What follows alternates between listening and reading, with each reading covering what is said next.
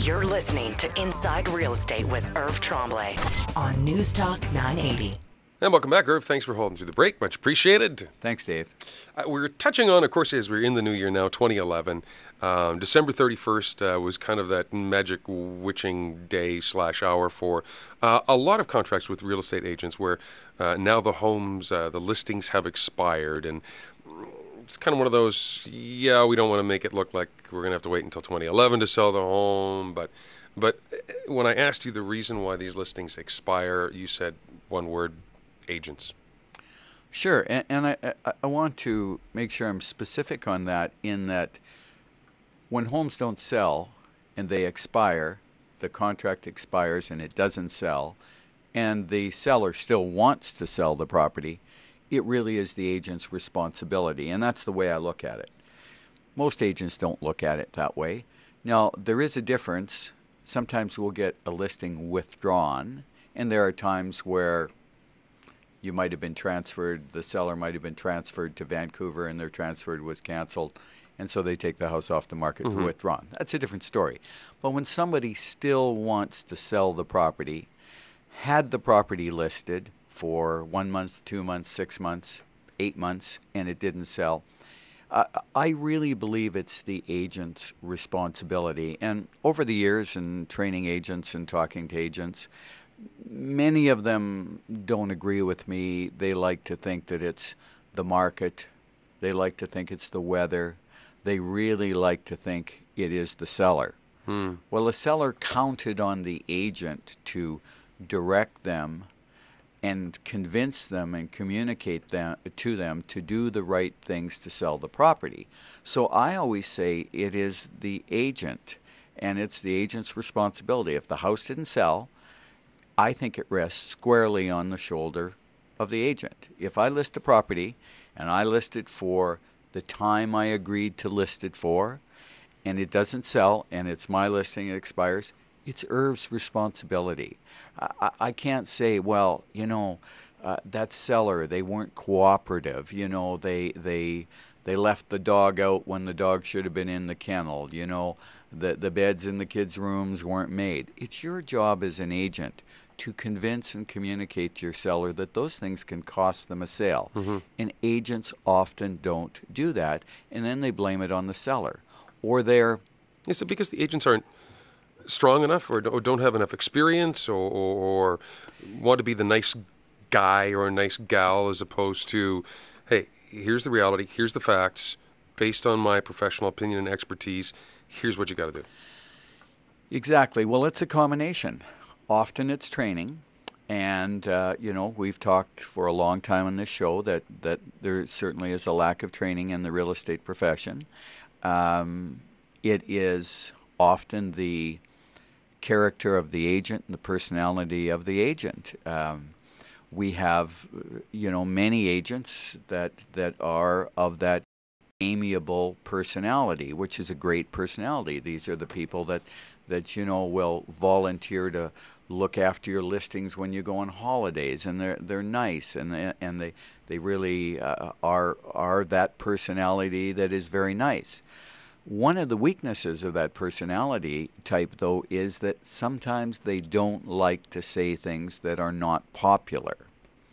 And in real estate, you get paid, and you get paid by selling your seller's house by telling them things often that aren't popular. I don't have trouble doing that. I don't have trouble doing that because I'm well-trained. I don't have trouble doing that because I know that I'm not going to be the nice guy when I promise to get somebody's house sold and get them transferred to Vancouver, and I don't tell them that they have to do these things, and then all of a sudden their plans fall through, or it costs them a lot of money. I've learned a long time ago that you have to tell them the truth in every respect. And many agents avoid that, and it is a big mistake. They want to be nice. If somebody loves to cook, and they love certain types of food that are pungent, and they make this big meal before a showing, That's not a good thing. And if you're doing the follow-up if you're an agent and you're doing the follow-up and you talk to the other agents, well, it was great, but the place smelled like a restaurant when we went in and it really turned the buyer off.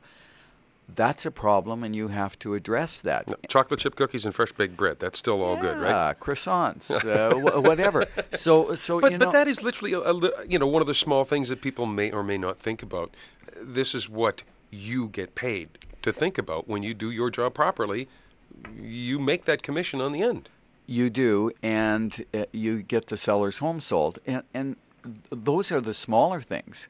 I can tell you that if you want to see an agent wriggle in their seat and be nervous and think of anything to do, making a call about advising a seller that they have to reduce the price will make them nervous. If you think talking about cleaning up the house makes them nervous, calling them up and saying, listen, based on what I see and what's happening in the market and what's transpired in your listing, it looks like we're going to have to adjust the price to get you a sale by $50,000. And how many people really want to hear that news? They don't want to hear it.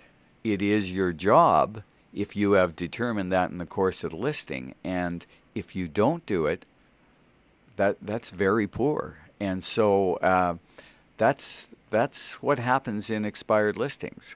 So if you go now and look at what's expired, and if we look at some of those expired listings, there's going to be common threads that go through those expired listings, in most of them why they expired, and that hasn't changed. And so if I take out those 100 listings that expired, let's say, yesterday, and I go through them, there's going to be a list of common things in those listings that caused them to expire, caused them not to sell, and could have been avoided in most cases. So what's on the list? Okay. Well, let's go through the list. Number one, let's start with access. You'll look at properties, and here's a great example. See if this makes sense to you. I listed an expired listing sometime in 2010. I think it was early in 2010, maybe February or March. Property had been on the market for many months. New property, older area, sought-after house, because lots of people like to live in a mature area. I looked at the price. The price looked good. Very well built, 2-year-old home, vacant. Now let's talk about access. Ease of getting into a property is very important to agents. This house was vacant, and it said... That doesn't get much better for access. No. Yeah. But here's what the agent put on there. All showings through listing agent. So you couldn't show the property till you called the listing agent. So no lockbox that you could just access, or... Oh, there was a lockbox. But the agent wanted the other agents to call them before they showed. Now, can you imagine? It's hard to get access sometimes, and you have to convince a seller to get easy access. But can you imagine having that on a vacant house that they have to call the agent? Agents don't like that. Many of them aren't organized. If there's lots to choose from and there's 7 houses and they have to chase that agent down to get an appointment to go to a vacant house, just doesn't make any sense. So why would an agent do that? An agent would do that to make it look like they're doing something that's really important in the listing. I'm going to have all the agents call me, and I'm going to talk to them about the house. Well, not all the agents are going to call you. If they have other options and they can't get a hold of you right away and they're in a hurry, they're not going to show the property. Micromanage to try to look good. Sometimes it just doesn't work. Sure. That's not the way to turn the key, Irv. No, it isn't. The way to turn the key is with you. Right. Hey, listen, next time around, can we get a little bit more into these expireds and what people should be doing if their listing has expired? Absolutely. We'll do that next time on Inside Real Estate with Irv Tremblay from Century 21. The website, www.irvsells.ca. That's irvsells.ca. Or you can call Irv, 790-3753. Talk to you next time.